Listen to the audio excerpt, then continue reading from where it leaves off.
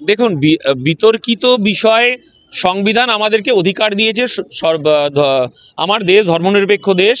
আমার সংবিধান অধিকার দিয়েছে জাতি ধর্ম নির্বিশেষে প্রত্যেকটা মানুষ ধর্মচারণ করতে পারবেন। এবং হুমায়ুন কবির কি মানে তিনি তৃণমূলের লিডার, তৃণমূলের এমএলএ না বিজেপির এমএলএ? আমি ওনাদের সম্পর্কে যতটা না কথা বলাই ভালো, কারণ ওনার দলনেত্রী একটা মিথ্যাবাদী, একটা মিথ্যাচার, এই রাজ্যে একটা সার্কাসের সরকার চালাচ্ছে। স্বাভাবিকভাবে হুমায়ুন কবিরের উত্তর দিতে হবে, বাধ্যবাধকতা নেই। হুমায়ুন কবির আর হচ্ছে শওকত মোল্লা আর অনুব্রত মণ্ডল, এরা একই রাজনৈতিক দলে। এদের সম্পর্কে যত কথা কম বলা যাবে, পশ্চিমবাংলার সংস্কৃতি ধর্মনিরপেক্ষতা ততটা বজায় থাকবে। তবে ভারতবর্ষের সংবিধান প্রত্যেকটা মানুষকেই তার ধর্মচারণের অধিকার দিয়েছে। কে কি ধর্মচারণ করবে, কে কোথায় মন্দির মসজিদ নির্মাণ করবে, সেটা ধর্মযাজকদের কাজ। এটা আমরা যারা রাজনীতি করছি, ধর্মনিরপেক্ষতার কথা বলি, সংবিধানের কথা বলি, সার্বভৌমত্ব রক্ষার কথা বলি এবং ধর্মনিরপেক্ষতা রক্ষার কথা বলে মানুষের সঙ্গে দ্বিচারিতা করতে পারবো না। এই সমস্ত বিষয়ে এখন আমাদের মানে মাথা দেওয়ার সময় নেই। এটা পুলিশ প্রশাসন বুঝবে। রাজ্যের মুখ্যমন্ত্রী হুমায়ুন কবির, তিনি এক শাসক দলের বিধায়ক। তার রাজ্যের মুখ্যমন্ত্রী মমতা বন্দ্যোপাধ্যায়, তার দলনেত্রী মমতা বন্দ্যোপাধ্যায়, এই রাজ্যের পুলিশ মন্ত্রী মমতা বন্দ্যোপাধ্যায়। এটা হচ্ছে পুলিশ ডিপার্টমেন্ট বুঝবেন, সরকার বুঝবেন। আমরা মানুষের গণতান্ত্রিক অধিকার রক্ষার লড়াইয়ে রাস্তায় আছি, রাস্তায় থাকবো। বলছেন যে বাবর একজন অত্যাচারী ছিলেন, তার নামে বা পশ্চিমবাংলায় বা ভারতবর্ষে কিছু করা যাবে না, করলেই সেগুলোকে আমরা ভেঙে দেবো। দেখুন, এই বিষয়ে, এগুলো বিতর্কিত বিষয়। আমি পুঙ্খানুপুঙ্খু জানি না কে কোথায় মন্তব্য করছে, আর সবার কথার উত্তর দিতে হবে এর কোনো মানে আছে? কে কোথায় বলছেন? তবে এই ভাঙাভাঙি আর অত্যাচার করা, বোমা মারা, পিস্তল মারা, গুঁড়িয়ে দেব, এগুলো হচ্ছে পুলিশ প্রশাসন দেখবেন। এই রাজ্যের মুখ্যমন্ত্রী মমতা বন্দ্যোপাধ্যায়। বিচার এই রাজ্যের মানুষ, অর্থাৎ 2026-এর বিধানসভা নির্বাচনে এই ভাঙাভাঙির পক্ষে নেই, আমরা গড়ার পক্ষে, ধর্মনিরপেক্ষতার পক্ষে। কিছু মানুষ বলছে যে এই বাবরি মসজিদ করায় হিন্দু মুসলমানের মধ্যে একটা দাঙ্গার উস্কানি দিচ্ছে হুমায়ুন কবির।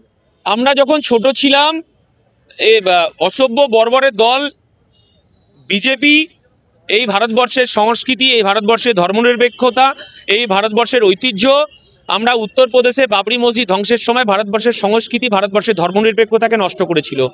কিন্তু সেই সময় আমরা ছোট ছিলাম। কিন্তু এই রাজ্যের মুখ্যমন্ত্রী ছিল জ্যোতি বসু। তখন রেডিও, এত টিভি ছিল না, ফোন ছিল না। আমার দাদু তখন রেডিওর বার্তাতে আমরা তখন শুনেছি যে সম্প্রীতি রক্ষা করা কাকে বলে। জ্যোতি বসু সেদিনকে বলেছিলেন, আমি আমার রাজ্যের পুলিশ প্রশাসনকে বলে দিয়েছি যে দাঙ্গাবাজরা কখনো সিপিএম হতে পারে না, দাঙ্গাবাজরা কখনো কংগ্রেস হতে পারে না, দাঙ্গাবাজদের কোনো রাজনৈতিক দল হতে পারে না, দাঙ্গাবাজরা দাঙ্গাবাজ। আমি আমার পুলিশ প্রশাসনকে বলে দিয়েছি মাথা লক্ষ্য করে গুলি করতে। তো স্বাভাবিকভাবে সেদিন আমার বাবা, আমার কাকা, আমার পাশের পাড়ার চাচা চাচি সেদিন মন্দির রক্ষা করেছিল, মসজিদ রক্ষা করেছিল।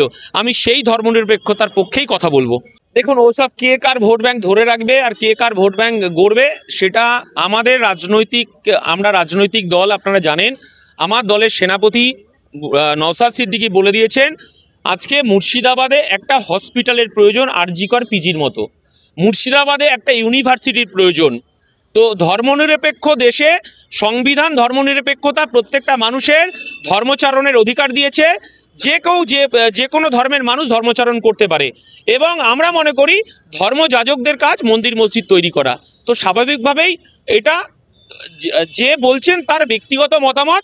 আমরা এই ধর্মনিরপেক্ষ ভারতবর্ষে আমরা যে লড়াইটা করতে চাইছি, মন্দির মসজিদ তৈরি করবেন ধর্মযাজকরা, ধর্মগুরুরা। কিন্তু আমার রাজ্যের মুখ্যমন্ত্রী তিনি মানে একটা জগন্নাথ মন্দির তৈরি করেছেন। এবং আপনারা জানেন যে আমাদের রাজারহাটে একটি জমি, যেটা 10 একর জমি, সেই জমিটা তিনি হিডকোকে দিয়ে বিক্রি করে দিচ্ছেন। কারণ ওখানকার মুসলমান সম্প্রদায়ের মানুষ এই জমিটাকে উৎসর্গ করেছিল এবং ভালো কিছু করার জন্য। মাননীয় মুখ্যমন্ত্রী, যিনি হিজাব পরে, বোরখা পরে ইনশাল্লাহ সুবহানাল্লাহ করেন, তিনি পক্ষান্তরে মসজিদের জমি দখল করছেন। এর বিরুদ্ধেই আমরা ধর্মনিরপেক্ষ মানুষ আজকে রাস্তায়। দেখুন, এই রাজ্যের মানে প্রথম সারির ধর্মগুরু হচ্ছেন, শুধু রাজ্যের বলবো না, দেশের ধর্মগুরু। তিনি আমাদের দলের পৃষ্ঠপোষক আব্বাস সিদ্দিকী। আমি যেটুকু জানি তিনি একজন ধর্মনিরপেক্ষ মানুষ এবং তিনি গণতন্ত্রের কথা বলেন, তিনি সংবিধানের কথা বলেন। তিনি ধর্মযাজক হলেও তিনি যেখানেই প্রতিবাদ তিনি সেখানেই তার কণ্ঠ আমরা শুনতে পাই। তো স্বাভাবিকভাবেই তিনি যাবেন কি যাবেন না সেটা তার ব্যক্তিগত ব্যাপার, সেটা আমি কি করে বলবো। দেখুন, এই রাজ্যের যিনি প্রধান, যে এই রাজ্যের যিনি অভিভাবিকা, তিনি আমাদের অনেক কিছু শিক্ষা দিয়ে গেলেন। 2011 সালের পর এই বাংলার মানুষ যাকে ভরসা করে একটা সরকারের পতন ঘটিয়েছিল, এবং তিনি যা যা কথা বলেছিলেন বাস্তবে সেই কথাগুলো মিথ্যে কথা হয়ে দাঁড়িয়েছে। এবং একটা মিথ্যাবাদী সরকার, একটা ধাপ্পাবাজের সরকার, একটা প্রতারক সরকার বললেও ভুল হবে। কারণ এই 2011 সালে এই মমতা বন্দ্যোপাধ্যায়ের নেতৃত্বে বেকার যুবকদের স্বপ্ন দেখানো হয়েছিল, সংখ্যালঘু পিছিয়ে পড়া আদিবাসী দলিত মানুষকে স্বপ্ন দেখানো হয়েছিল, দলিত আদিবাসী দলিতদের জল জমি জঙ্গলের অধিকার প্রতিষ্ঠার কথা বলা হয়েছিল, সংখ্যালঘু মুসলমানদের বলা হয়েছিল, বেকার যুবকদের চাকরির কথা বলা হয়েছিল, 10,000 মাদ্রাসার কথা বলা হয়েছিল।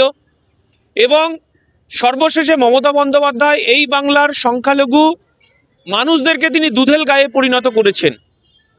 এবং মাননীয় মুখ্যমন্ত্রী হিজাব পরা এবং বোরখা পরার আড়ালে তিনি ইনশাআল্লাহ সুবহানাল্লাহর আড়ালে এই বাংলার সংখ্যালঘু মুসলমান আদিবাসী দলিতদের প্রতারণা করেছেন, বেকার যুবকদের বঞ্চিত করেছে। আজকে আমরা ঠিক সেই একই কারণে তার প্রতারণা, তার মিথ্যে কথা, তার ধাপ্পাবাজি এবং একটা রাজ্যের মুখ্যমন্ত্রী এত মিথ্যে কথা বলতে পারেন, সেটা আমরা মাননীয় মমতা বন্দ্যোপাধ্যায়কে দেখে আমরা শিখলাম। এবং নতুন প্রজন্মের কাছে আমরা কি দিয়ে যাব? যে জল জমি জঙ্গলের অধিকার আদিবাসী দলিতরা হারিয়েছে। এবং আপনারা দেখেছেন ঠুরগা প্রকল্পের নামে সেখানে আদিবাসীদের জমি এবং দলিতদের জমি সেখানে উচ্ছেদ করে সেখানে একটা যে পরিস্থিতি তৈরি করেছে, সেই পরিস্থিতিতে ওখানকার মানুষ দিশেহারা হয়ে গেছে। এবং যিনি বলেছিলেন যে এই রাজ্যের এনআরসি হতে দেব না, এই রাজ্যের SIR হতে দেব না, এই রাজ্যের ওয়াকফ সংশোধনী বিলের কোনো সমস্যা হবে না, এবং এই বিলগুলো নাকি পাস হতে গেলে তার লাশের ওপর দিয়ে পাস হবে। কিন্তু পক্ষান্তরে দেখলাম এবং যে সেটিং, এবং আপনারা দেখেছেন যে দিল্লির যে RSS এবং আমার রাজ্যের যিনি বিজেপির সভাপতি তিনি বলেছেন যে 1998 সালে তৃণমূল কংগ্রেসের জন্মলগ্নে লেবার রুমে, অর্থাৎ যখন তৃণমূল কংগ্রেসের জন্ম হয়, অটল বিহারী বাজপেয়ী, নরেন্দ্র মোদী, রাজনাথ সিং, জর্জ ফার্নান্ডেজরা উপস্থিত না থাকলে তৃণমূল কংগ্রেসের জন্ম হতো না। তৃণমূল কংগ্রেসের second in command Mukul Roy কি বলেছিলেন? মুকুল রায় বলেছিলেন যাহাই বিজেপি তাহাই তৃণমূল, যাহাই তৃণমূল তাহাই বিজেপি। মুকুল রায়ের আজকে অবস্থান কোথায়? আজকে মুকুল রায় বিজেপির কৃষ্ণনগর উত্তরের তিনি বিধায়ক। স্বাভাবিকভাবেই আমরা এটুকু বারবার বলে এসেছি যে নাগপুর থেকে পশ্চিম বাংলার দুটো দলই পরিচালিত হচ্ছে, একটা জোড়াফুল আর একটা হচ্ছে পদ্মফুল। তাদের কারখানাটা এক, এখানে গোডাউন বা দুটো দোকান এখানে খুলে বসেছে। স্বাভাবিকভাবেই যে বেকার যুবকদের যেমন পেটে লাথি মারা হয়েছে, বেকার যুবকদের কর্মসংস্থানকে কেড়ে নেওয়া হয়েছে, ঠিক তেমনি অপরূপভাবে শিক্ষা ব্যবস্থাকে ধ্বংস করে দেওয়া হয়েছে।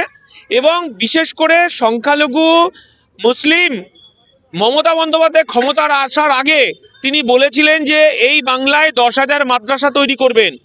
আমরা দেখেছি বিগত দিনে বামফ্রন্ট আমলে 614টা মাদ্রাসা ছিল, সেই 614টা মাদ্রাসাকে তিনি রক্ষা করতে পারছেন না। এবং এটা তো স্বাভাবিক, তিনি ব্যর্থ হয়েছেন। এবং তিনি এই হিজাব পরা এবং বোরখা পরার আড়ালে, ইনশাআল্লাহ সুবহানাল্লাহর আড়ালে এই বাংলার ঐতিহ্য, এই বাংলার সম্প্রীতি, এই বাংলাকে তিনি বিভাজন করতে চাইছেন। এবং এটা আমার পরিষ্কারভাবে আমরা যখন রাস্তায় নেমে প্রতিবাদ করছি, সংখ্যালঘু আদিবাসী দলিত মতুয়া নমশূদ্র যাদের ভোটাধিকার থেকে শুরু করে, OBC থেকে শুরু করে, SC ST থেকে শুরু করে, এবং আমরা বলতে চাইছি মুসলমান সংখ্যালঘু সম্প্রদায়ের মানুষ, তার পূর্বপুরুষরা এখানে যে জমি দিয়েছিল, আল্লাহর নামে যে জমি দান করেছিল, ওয়াকফ নামে আমরা জানতাম ওয়াকফ সম্পত্তি, সেই ওয়াকফ সম্পত্তিতে এই তৃণমূল সরকার, বিজেপি সরকার হাত বাড়িয়েছে। এই বাংলার মানুষ কখনো মেনে নেবে না। আমরা শুভবুদ্ধি সম্পন্ন নাগরিক হিসাবে, এবং আমরা সংবিধান আমাদেরকে যে অধিকার দিয়েছে যে সকলের সমান অধিকার, জাতি বর্ণ ধর্ম নির্বিশেষে সবার সমান অধিকার, সেই অধিকার রক্ষার লড়াইয়ে আমরা ইন্ডিয়ান সেকুলার ফ্রন্ট আমরা রাস্তায় আছি। আমার দলের সেনাপতির নাম নওশাদ সিদ্দিকী। রাস্তায় থেকেই মমতা বন্দ্যোপাধ্যায় এই দ্বিচারিতার বিরুদ্ধে লড়াই চলবে। দেখুন, আমরা তো বারবার বলছি, মাননীয় মুখ্যমন্ত্রী তিনি এই বাংলার মানুষের সঙ্গে প্রতারণা করেছে। এই বাংলার সংখ্যালঘু মানুষদেরকে যে কথা দিয়েছিলেন সেই কথা রাখতে পারেননি, তাদেরকে প্রতারিত করেছেন, প্রতারিত করছেন। আমরা বলতে চাইছি এই প্রতারণার জবাব 2026-এ দিতে হবে। আমরা কোনো মতেই এখনো পর্যন্ত ওয়াকফ সংশোধনী বিল আমরা মানতে পারিনি বলেই আমাদের এই পশ্চিম বাংলায় 294টা এমএলএর মধ্যে একটি মাত্র এমএলএ ভাঙড়, আমার দলের চেয়ারম্যান আমাদের সেনাপতি নওশাদ সিদ্দিকী সুপ্রিম কোর্টে গিয়ে মামলা করেছে এই ওয়াকফ সংশোধনী বিলকে প্রত্যাহার করতে হবে। এবং আমরা এখনো বলছি আমাদের সংবিধানের ওপর আস্থা আছে, সংবিধানের ওপর বিশ্বাস আছে। আজকে আমরা ওয়াকফ বোর্ডের কাছে আমরা যাব। আমাদের আজকে পরিষ্কার 31টা যে সংগঠন আমরা একত্রিত হয়েছি, আমরা এই ফোরাম আজকে গিয়ে আমরা ডেপুটেশন দেব যে মমতা বন্দ্যোপাধ্যায়ের দ্বিচারিতা এবং কেন্দ্রের বিজেপি সরকারের তাদের যে দ্বিচারিতা এবং তাদের যে বৈষম্যমূলক আচরণ এবং সংবিধানকে মান্যতা না দিয়ে সংবিধানকে কুক্ষিগত করা, এই দেশের সার্বভৌমত্ব, এই দেশের ধর্মনিরপেক্ষতা, মমতা বন্দ্যোপাধ্যায় এবং দিল্লির নরেন্দ্র মোদী এরা টাকার এপিট আর ওপিট, এদের মধ্যে কোনো পার্থক্য নেই। তাই এদের দ্বিচারিতার বিরুদ্ধে আজকে আমরা রাস্তায় নেমেই আমরা আজকে ওয়াকফ বোর্ডের কাছে আমরা এই বার্তা দিতে চাই যে মমতা বন্দ্যোপাধ্যায় যে উমিদ পোর্টালে যে আজকে এই আপনার মুসলমানদের ওয়াকফ সম্পত্তি যে আপলোড করার কথা বলেছেন, আমরা বলতে চাইছি এত তাড়াহুড়ো কিসের? মমতা বন্দ্যোপাধ্যায় অনেকবার উনি বলেছেন যে জুডিশিয়াল ম্যাটার, যদি ওয়াকফ সংশোধনী বিল যদি সুপ্রিম কোর্টে এখনো পর্যন্ত বিচারাধীন থাকে তাহলে মমতা বন্দ্যোপাধ্যায় কিসের তাড়নায় এই উনি উমিদ পোর্টালে তিনি নির্দেশ দিচ্ছেন তার রাজ্য সরকারের। এসআইআর নিয়ে তিনি দ্বিচারিতা করেছেন। এসআইআর নিয়ে উনি কি বলছেন? এসআইআর নাকি তার লাশের ওপর দিয়ে এসআইআর হবে, অথচ তিনি 221 কোটি টাকা বরাদ্দ করলেন। তিনি এসআইআর এর তিনি 90,000 প্রায় ওখান কর্মচারী নিয়োগ করলেন এবং তার সরস্বতী প্রেস থেকে আমাদের বাড়ি বাড়ি এসআইআর যে ফর্ম গেছে সেই ফর্ম তিনি ডিস্ট্রিবিউশন করেছেন। অতএব দ্বিচারিতার একটা শেষ আছে, এখনো আমাদের দেয়ালে পিঠ থেকে গেছে। এই বাংলার গরিব, খেটে খাওয়া, শ্রমজীবী, আদিবাসী, দলিত, মতুয়া, নমশূদ্র প্রত্যেকটা মানুষের দেয়ালে পিঠ থেকে গেছে।